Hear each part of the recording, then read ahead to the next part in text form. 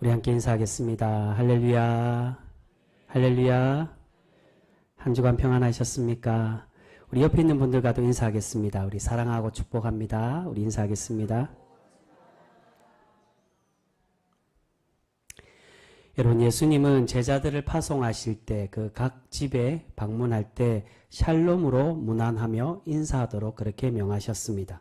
샬롬은 우리가 잘 알고 있는 대로 상대방과 그 집에 하나님의 평강이 충만하기를 빌어주는 인사가 바로 샬롬의 인사입니다.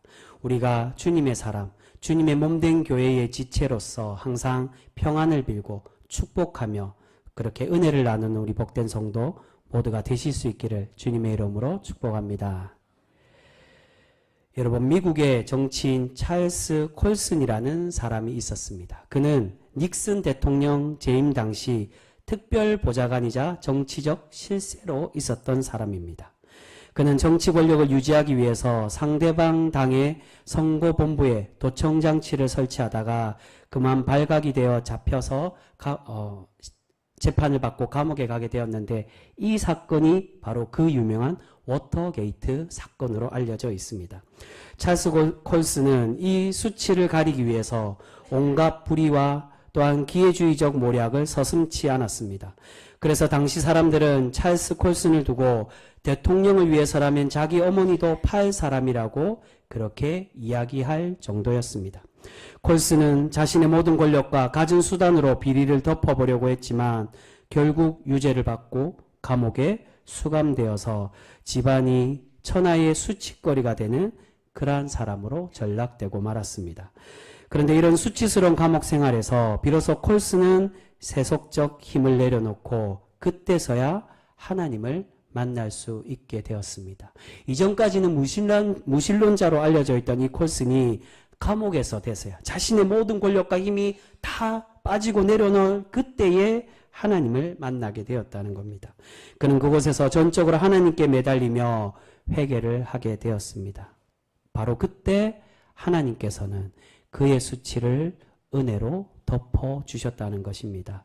그래서 그 콜슨은 출소 후에 교도소 선교회인 프리즌 펠로십을 만들어서 자신처럼 수치스럽고 소외된 죄인들의 허물을 복음의 은혜로 덮어주고 가려주는 그러한 회복의 사역을 평생토록 하며 그렇게 살았다라고 전해지고 있습니다. 여러분, 이처럼 우리의 힘과 세상의 권력으로는 우리의 수치를 결코 가릴 수가 없습니다. 하지만 우리의 참 구원자 되신 예수님의 은혜로 우리가 나아갈 때 하나님은 우리의 수치와 또한 죄를 덮어주시고 은혜로 날마다 우리를 회복시켜 주실 줄 믿습니다. 여러분, 오늘 말씀에는 수치를 겪는 두 사람이 나오고 있습니다. 하지만 이 두 사람이 다 시작은 수치로 시작했지만 그의 인생의 초반은 다 수치였지만 그러나 그 인생의 결과는 다른 삶으로 살아가고 있는 것을 우리가 살펴볼 수가 있습니다. 앞에 장 3장에서 자신의 주군이었던 이스보셋을 배신하고 다윗에게 나라를 넘기려고 했던 북이스라엘의 비선실세 아브넬이 요압에 의해서 죽게 되고 말았습니다.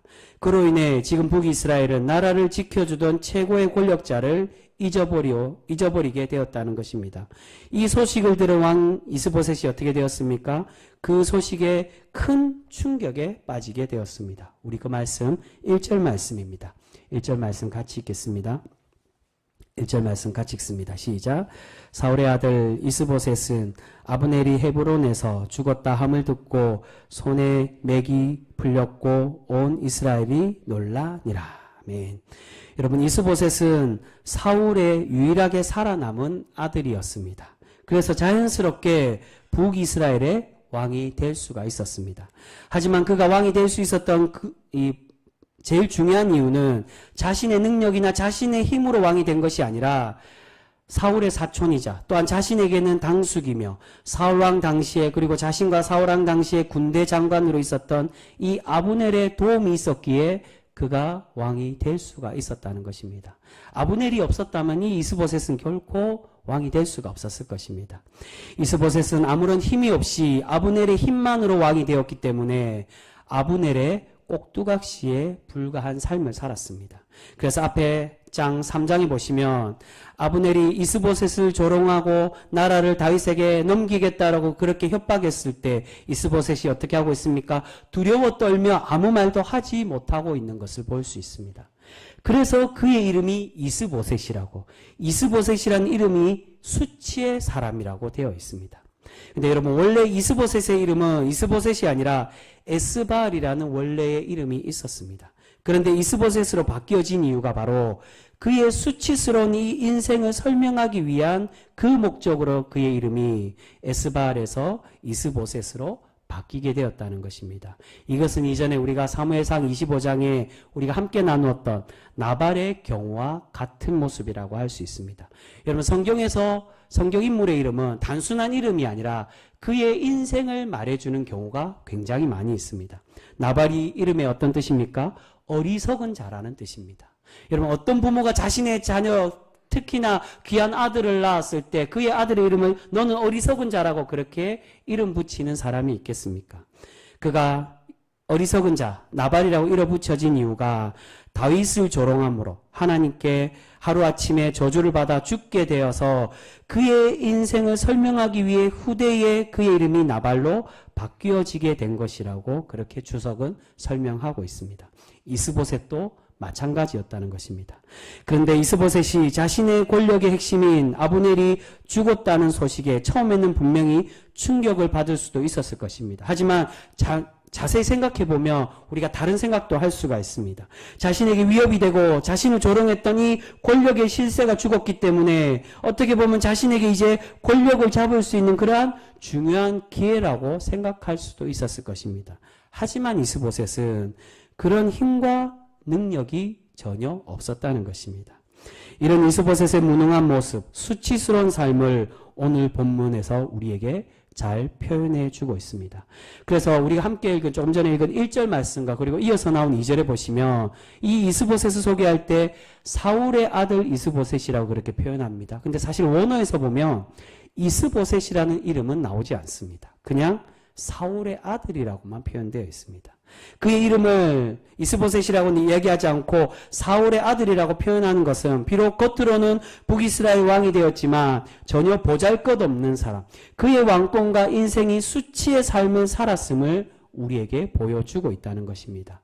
이러한 그의 수치는 그의 인생의 마지막에서도 잘 나타나고 있습니다. 우리 그 말씀 보겠습니다. 5절과 6절 말씀입니다. 5절 6절 우리 같이 읽습니다. 시작. 브에노 사람 림몬의 아들 레갑과 바하다가 길을 떠나 볕이 쬐을 때쯤에 이스보셋의 집에 이르니 마침 그가 침상에서 낮잠을 자는지라 레갑과 그의 형제 바하나가 밀을 가지러 온 채하고 집 가운데로 들어가서 그의 배를 찌르고 도망하였더라. 아멘. 이스보셋은 자신의 군 지휘관이었던 림몬의 두 아들 레갑과 바하나 형제에게 죽임을 당하게 되었습니다. 지금 이스보셋은 자신의 집인 마하나임에 거하고 있었는데 주석에 따르면 이스보셋의 집은 왕이 사는 왕궁이라기보다는 농가에 불과한 초라한 집이었다라고 그렇게 설명하고 있습니다. 그래서 6절에 보면 그의 집 중앙까지 가운데까지 들어가는데도 아무도 말리거나 그를 붙잡는 사람이 없었다는 겁니다. 실권이 모두 아브넬에게 있고 아무런 힘이 없는 왕이었기 때문에 살고 있는 처소조차도 초라했고 심지어 아무도 이스보셋을 지키던 사람이 없었다는 것입니다. 그래서 레갑과 바하나가 너무나도 쉽게 자신의 왕이었던 이 이스보셋을 암살할 수가 있었습니다. 이처럼 이스보셋은 하나님께 택함받고 하나님을 의지해서 왕이 된 것이 아니라 사람의 힘으로 친척 아브넬의 힘을 빌려서 왕이 됨으로 수치스러운 왕으로 살았고 또한 그의 죽음도 수치스러운 죽음이 되고 있음을 우리에게 말씀해 주고 있습니다. 여러분, 왕이 낮잠을 자고 있다가 죽었다는 것은 수치스러운 죽음을 의미하고 있습니다. 왕으로서의 영광스러운 죽음은 어떤 죽음이겠습니까? 전쟁터에 나가서 나라를 지키다가 죽는 것이 왕으로서 영광스러운 모습입니다. 그런데 이스보셋은 아무도 지켜주지도 않고 심지어 자신의 부하들에게 처참히 찔려 죽고 또한 목이 베이게 되었으므로 그의 인생이 수치스러운 사람, 수치스러운 인생 이스보셋으로 불리게 되었다는 것입니다. 근데 여러분 오늘 말씀에 이런 이스보셋과 다르게 인생을 사는 그러한 사람이 나오고 있습니다. 그가 바로 오늘 말씀 단 한 절만 소개되고 있는 요나단의 아들 무비보셋이라는 사람입니다. 우리 그 말씀 보겠습니다. 4절 말씀입니다. 4절 말씀 우리 같이 읽겠습니다. 시작. 사울의 아들 요나단에게 다리 저는 아들 하나가 있었으니 이름은 무비보셋이라. 전에 사울과 요나단이 죽은 소식이 이스라엘에서 올 때에 그의 나이 5살이었는데 그 유모가 안고 도망할 때 급히 도망하다가 아이가 떨어져 절개되었더라. 아멘. 여러분 오늘 4장은 패망하는 사울 왕가의 이야기를 다루고 있습니다.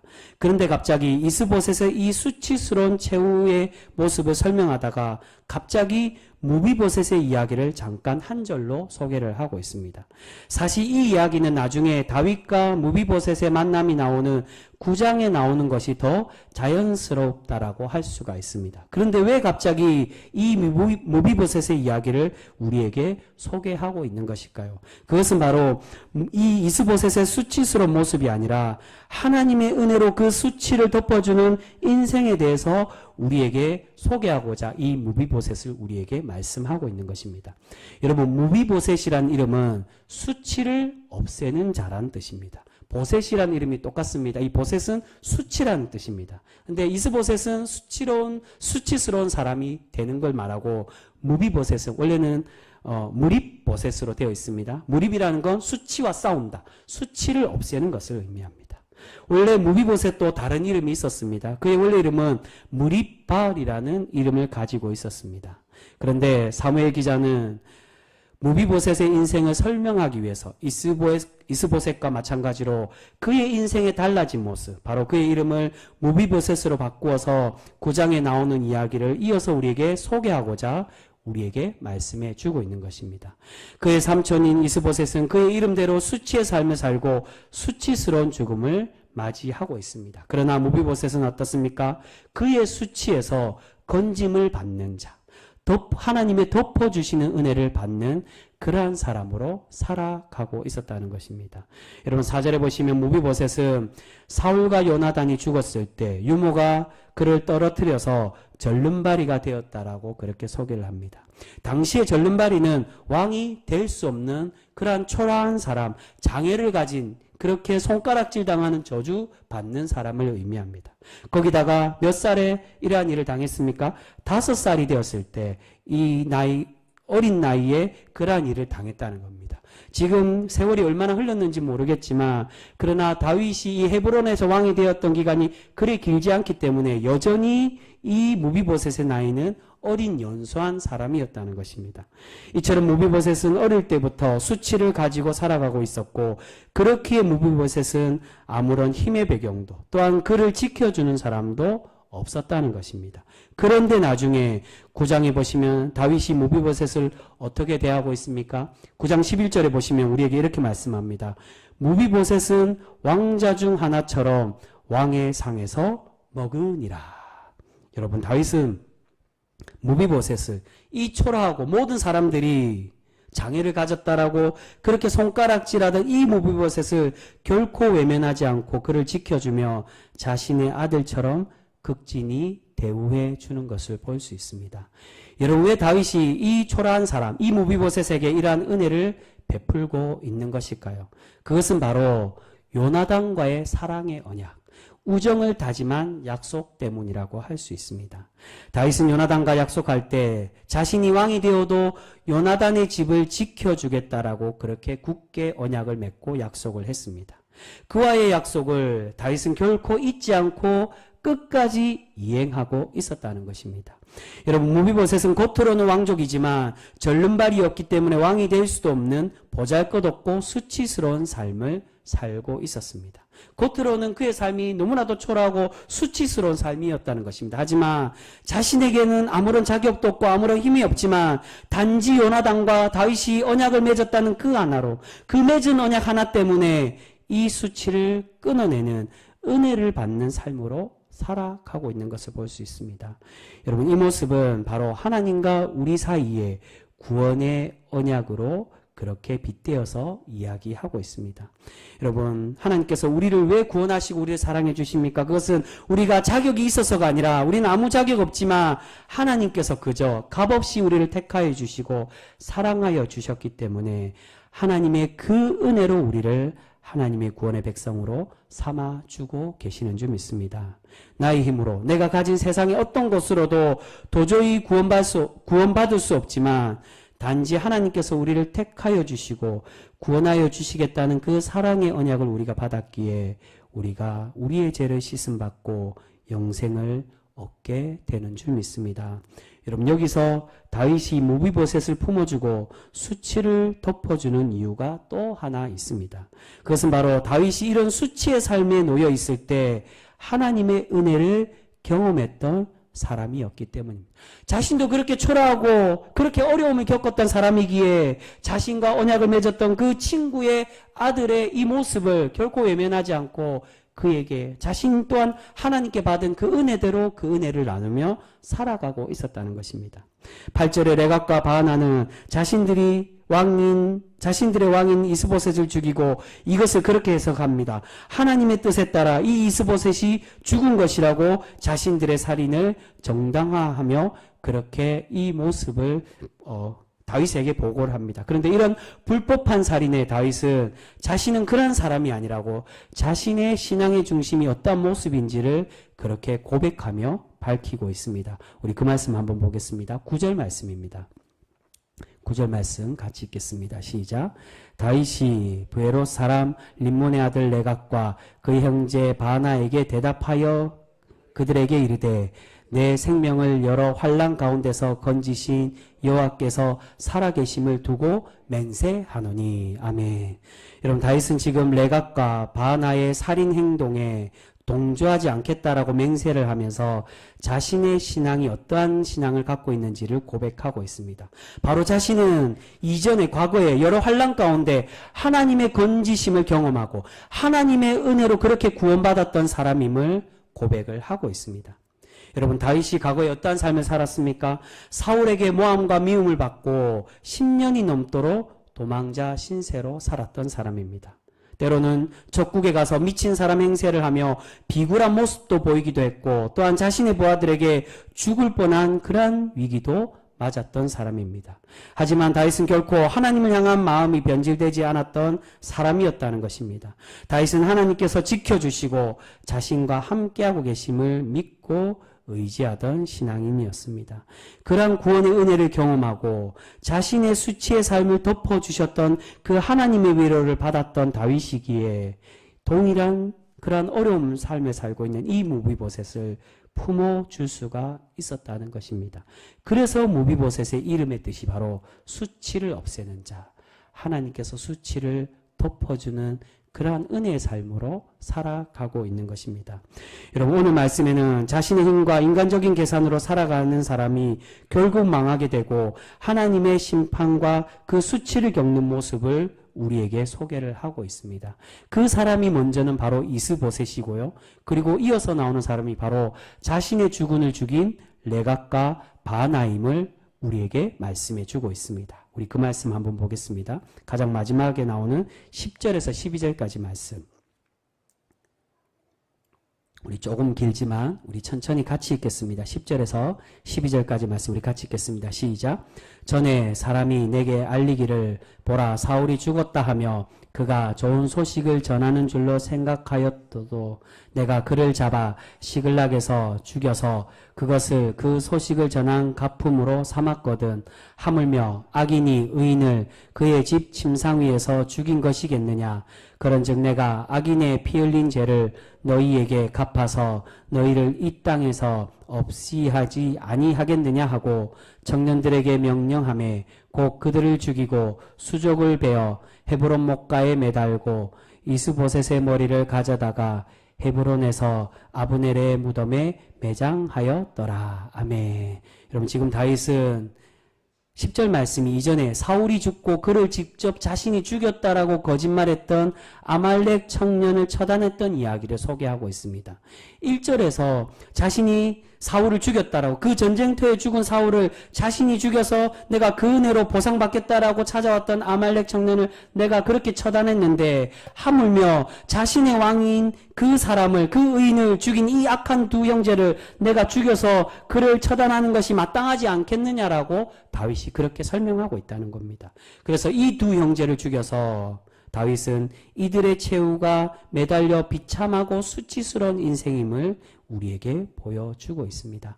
사랑하는 성도 여러분, 오늘 말씀에 세상의 힘과 권력으로 또한 기회주의적 처세로 살아가려고 했던 사람들은 결국 수치를 겪게 되고, 그와 반대로 하나님의 은혜 안에 거하고 하나님의 도우심으로 살아가는 사람에게는 수치를 덮어주시며 은혜로 회복시켜주고 계심을 우리에게 보여주고 있습니다. 여러분, 분명 무비보셋이 이런 은혜를 받을 자격이 있는 사람인지는 우리는 알 수가 없습니다. 하지만 중요한 것은 다윗과 요나단의 언약으로 무비보셋이 높임을 받는 것처럼 우리 또한 하나님의 은혜는, 우리에게 주시는 하나님의 그 은혜는 나의 조건과 자격으로 받는 것이 아니라 하나님의 강권적인 역사하심으로 받게 됨을 우리에게 말씀해 주고 있다는 것입니다. 무비보셋이 자격이 있어서가 아닙니다. 그가 은혜를 받고 그의 수치를 덮을 수 있는 건 바로 다윗과 요나단의 언약, 하나님께서 우리와 맺었던 그 구원의 사랑의 언약과 동일하게 그러한 언약이 있었기에 그의 자녀가 구원을 받고 하나님의 위로함을 받게 되어진다는 것입니다. 여러분, 오늘 다윗이 하나님께 받은 은혜와 약속을 무비보셋에게 흘려보낸 것처럼 우리 또한 하나님의 이 무한하신 은혜와 사랑을 기억하고 그 은혜를 바라보며 살아가는 우리 복된 성도 모두가 되실 수 있기를 소망합니다.